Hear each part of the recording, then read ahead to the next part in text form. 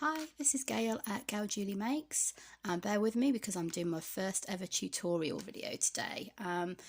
So I'm going to be doing this piece here, which a few people have asked about, and this is using Trace's technique of using the Elements dye ink pad on the jelly plate and running a stencil over it. It gives you a really nice background effect. Obviously depending on your stencil will give you a different effect. I'll show you what I'm going to be using today, and you can just use what you've got really. Obviously we know we're all a bit obsessed with Lavinia, so use whatever you can. Okay, I'll just go through the stamps. So first of all we've got Mooch, very cute cat. We've got Drake. I love all of the birds, they're so nice. We've got the Tree of Dreams. Sorry, I'm trying to get it in shot properly, but bear with me. We've got the large pine tree. I am very obsessed with my trees at the moment. We've got the large skeleton tree. Obviously the trees do come in smaller sizes as well. We've got this one is the creeping vine. Okay. We've got the fairy fir tree 2. I always have to check that one because there's different sizes. So fairy fir tree 2. Then I've got some stamps that aren't Lavinia, sorry. I haven't got any butterflies yet or flutterbys. So I wanted to use the moths in this one. So that's that one and the smaller one there. So they give you a nice sort of nighttime effect. Stencils. I'm going to be having a go. I was going to do another one, but I think I'm going to leave that one out for now and go with the one that I've got in the picture. So I've used, this is a stencil by Stencil Girl. Really like this one. Picked up on this one when I was watching a Neve Bailey video on YouTube. She loves this one too. So because it's words, we're going to have to use it backwards so it prints out correctly the right way. So when I actually show you the process, I'll be doing it this way around, so you can't quite read the words, but I'll show you that in a moment. And then various inks I've got for the stamping of the animals and the trees. I've got my VersaFine Claire, so I've got Shady Lane, Monarch, Medieval Blue, Rainforest, Warm Breeze and Nocturne. Obviously we all know Tracy loves those colours. I am hopefully getting more. I'm putting in another Lavinia order I think this afternoon, so yeah, you all know what it's like. Once you've started you can't stop. I've only been doing this for about a month now and I'm totally hooked. It's me totally won over. And then I've got Distress Oxide, which is the Spice Marmalade. That's just to add a little bit of the orangey detail. Forgot this one. I'm actually also going to be using Dina Waite Clear's Gloss Spray and Gilt, which is a lovely gold colour. And I've got the Elements Graphite ink, lovely colour. Hard to get hold of at the moment, that one though. And I've got my brayer. Not the cleanest, and sort of, it's got a few bits stuck to it, but it does the job. And I've got my gel plate. Let's get it out of the pack. This is a 6x6 inch square. It's very well used because I used to use it. I used to do prints where I drew on with Posca pens, so I kind of knew about the gel plate long before I knew about Lavinia, so it's lovely that I get to use them for the Lavinia stamps too. So gel plate's ready. So what I'm going to do, make sure you can see what's going on. Obviously I don't need the stencil yet because first of all I am going to get the ink onto the gel plate. So get a rub off sheet there for the brayer. So there's just never enough room, is there? So if I push that forward a little bit, you might not see the ink that well, but I'm just going to brayer up just on the one side really. I tend to do that. I know Eileen Goodwin tends to like doing that as well. I'm going to rub a little bit off on the rub off sheet, and then I'm going to start rolling it onto the gel plate. Now we don't need a lot of this, so just make sure it's rolled over really well. I think, to be honest, that will probably be enough. It doesn't look like much. I mean, I can't, obviously my gel plate's quite dirty anyway, so it's hard to tell, but I think that will be enough. You don't need loads because it's so juicy. Put that over there. Clean my brayer off. Just leave that to the side there. Okay, so now we're going to get the stencil, and like I said, remember we need to put the words on backwards, so make sure they're the right way around first of all, and then I'm going to find a spot, making sure, I have to make that picture, knocking everything over now, making sure that I've got sort of a nice section of words on there that all fit in. I like that serendipity word at the top, but it doesn't fit in on this size plate. But we'll go for it at the top anyway, because that'll probably be covered up. So I'm happy with that. Then what I'm going to do is I'm going to use my Brayer rub-off sheet to just go over the actual plate to get that off. So that should do it, and then you get a nice pattern. Get a nice pattern on your plate as well. And as you can see, it's the right way around now, so that I'm happy with that. That you could keep. I really like my my Stampin' Off sheets at the moment. I've got this one. This one is really nice. Okay, so that's just me practicing that the other day, but you know, you could use that in a junk journal for collage. Really nice. Okay, so I'm going to take that off. Whoop, and knock my picture down at the same time. Leave that to the side. I don't tend to clean off my stencils, to be honest, because it's just a really light dusting of dye and inks, isn't it? So it doesn't tend to harm them. It's only when you're using like your embossing stencil paste and things like that that I would clean them. Okay, so happy with that. Now I'm going to get some of my 7x7 inch multifarious card, and I am going to, now what I do is I try and line it up with the base of my desk, but you're not really going to see that, so sorry it's a little bit off camera. I never get it straight anyway, let's be honest, but we'll give it a go. I don't think my actual plate is straight on the plastic either, which doesn't help. Okay, here we go. So move it down a bit. It's hard to get the sides lined up too. Right, we'll give it a go. Let's see what happens. So I've placed it on top of my gel plate, and I'm going to give it a bit of a rub.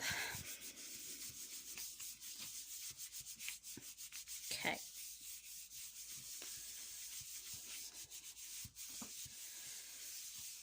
There we go. That should be good enough. Push it forward a bit so you can see it, and then we're going to pull that off, and we get a background like that. Now I think on this one I've actually taken too much of the grey off. So what I'm going to do is I'm going to do another one. I think, guys, this may end up being a two-part video because I didn't want to make them overly long. But, you know, it gives you a good idea of what the problems can be. So I'm going to give that another rub off. And I'm going to get some more of that on my plate. This is why it's good to experiment, because, you know, you might want to put more on your plate. You might want to put less.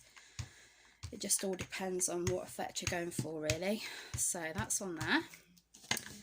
Okay, put my lid back on. Always remember to put your lids back on, otherwise inks will eventually start drying out, which we don't want. Right, let's try again. So that's nice though, I do like that. I'm sure I'll be able to use that. So, next one. Okay, I'm just seeing if I've got another one to show you that I did the other day. Don't know where I put it. Anyway, we'll sort that out another time. So, I'm going to, getting ahead of myself, do the stencil again. So, we'll place it slightly differently this time. We'll place it, I don't want the edges actually on the plate, see, because it doesn't make it look great. So we'll do it this way this time, and we'll just give it a couple of rubs like that. See what we get. Okay. Obviously the words aren't going to show up too much anyway in your picture, but I do like that nice sort of effect that they give in the background. You can't quite read them. So we'll try and line this up again. Again, this is the multifarious card, 7x7. And we'll see if we can get a bit more of the background grey this time. It may be exactly the same, I don't know, we'll see. starting to like the colour of my my mat here as well, with all the different dyes on it. That's a bit rainbow-esque. Yeah, I like, yeah, that one's nice. So you see what I mean about this sort of grey around the edges. That gives it a good effect. So I think we'll go with that one today. Okay, and I will just put my plate off to the side. Now, where did I put those ones the other day? I don't think they're here. Now, I'll have to dig that out and show you another picture. That's using one of Lavinia's stencils, so just similar idea, but one of the, I was using the oh, which one is it? Seed pods? Can't remember the name now. Anyway, so next step, and this will be a two-part video, I'm pretty sure, will be to, the next step is to get this moon, big moon in the middle. So what I tend to do with my, I've done my own moon masks. Bits of acetate there. So I cut these out of, it's all Christmas card packets, to be honest. So I've got my acetates there. I've got, that's my large moon one I'm going to use today, and then I've got a smaller one. You can just about see them, and a really small one. I keep these on my little bird coaster. That's just a doily that I use for a stencil sometimes. Keep those on top of my bird coaster, otherwise you can be searching for them for hours. I think Tracy might put a little dot on them or a sticker or something, just so she knows where they are, which makes sense. And I just love the colours on there. Look at that. That looks gorgeous in itself, doesn't it? So, I might have to do a design where I use those colours on the moon, I think, at some point. Anyway, so I'm gonna, what I did was just sort of line it up a bit further at the top. And you can see I haven't quite got it straight on there, have I? But, you know, we're not perfect. So I'm going to line it further up with the top, sort of in the middle there. And then what I used was, for the moon, I actually used the Monarch Versifying Clair. Okay.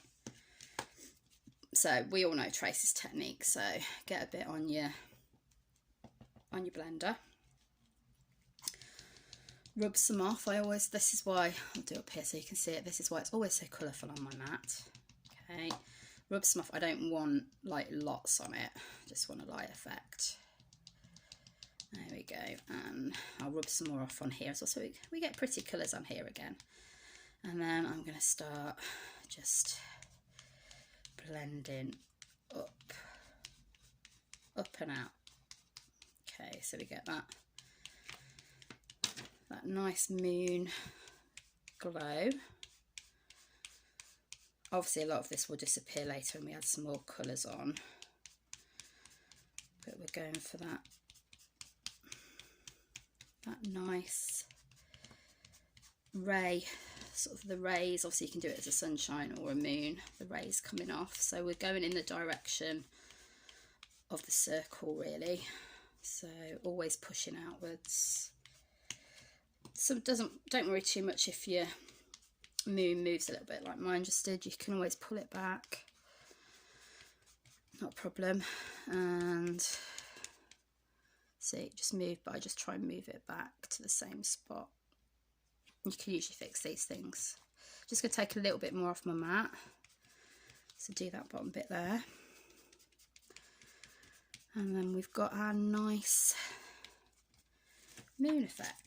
See how effective that looks. I mean, I almost just like it like that, to be honest, but we're going to obviously add some stamps. Now, you can see look, the fine hair look that was on my plate, which is, you know, it adds to the imperfections of these things. I kind of like that, to be honest. I like the fact that these ink almost make it look like a bit of a photocopy. When I was doing my art degree, I was absolutely obsessed with kind of blowing up things on the photocopier. Not blowing up the photocopier, blowing up, you know, drawings and things, and kind of getting those imperfections to show through.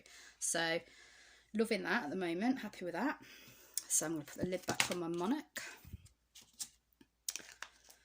Okay, and the next thing I think I did, and this is probably going to be the last thing that I do on this one, is get Mooch and the I'm going to do Mooch sat at the bottom there, so we're going to do this bit here. Okay, right, so let's by Mooch. I do love the cat ones. We've got a fur baby. She's a bit grumpy because I'm up here, to be honest, so she doesn't like me doing art. But if she was up here in the bedroom, she'd have to, this is like my art room, and in the spare bedroom she would be walking over all of this. It would be a disaster. So, okay, so we've got Mooch there. And I also, for this one, I'm sitting Mooch on the creeping vine because I've got that nice bit of bark at the top that I really like. I love sitting animals on that. Okay, so here we go. So I'm going to use for this one, let me get it on its, so like Mooch effectively is going to go down here and sit.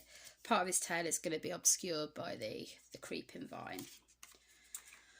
So we'll get him onto a block, he or she. I don't know if Mooch is a boy or a girl, to be honest. I keep saying he, but is Mooch a boy and Mimsy a girl, or is it the other way around? I don't know. So we're going to ink up in the Nocturne VersaFine.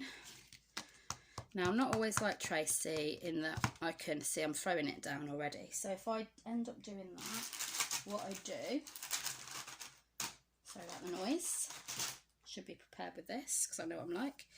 I get myself a wet wipe. And see, I'm messy already. I always get messy. This is why I don't do my nails anymore. Pointless. So, probably not too bad for me actually. Okay, so I'm going to ink up. Now you can do it that way, or you can do it that way. It doesn't really, sorry, it should be in camera there. I can do it that way sometimes. It doesn't really matter because I think sometimes it's easier to get the bits that are missing if you do it this way, but whatever you prefer. And I can see, look, I've got the blobs. I've got a little blob there. See?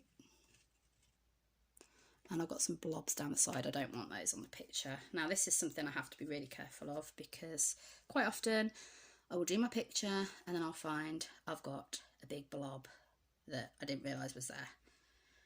I don't know how Tracy and Lisa Taggart as well, she seems to always manage to, I can see the blobs on the stamp. There we go, that's a bit better, look.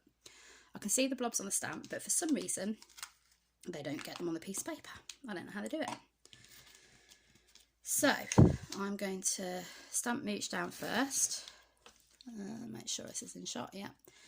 And so I'm going to leave a bit of room, a little bit of room at the bottom and a bit of room at the side to get the creeping vine in. Okay. So as Tracy says, make sure you let it set, let it rest for a few seconds. Obviously we're not really stamping onto too much at the moment, so it should be okay. Take it off. Okay, now there's gaps, as you can see. It's not quite all black. So what I do is I've got a little paintbrush, just a little thin end there. Don't ever put water. I don't ever put water on this one. And then I just dip it into my ink pad, and I just go over the top like that, covering up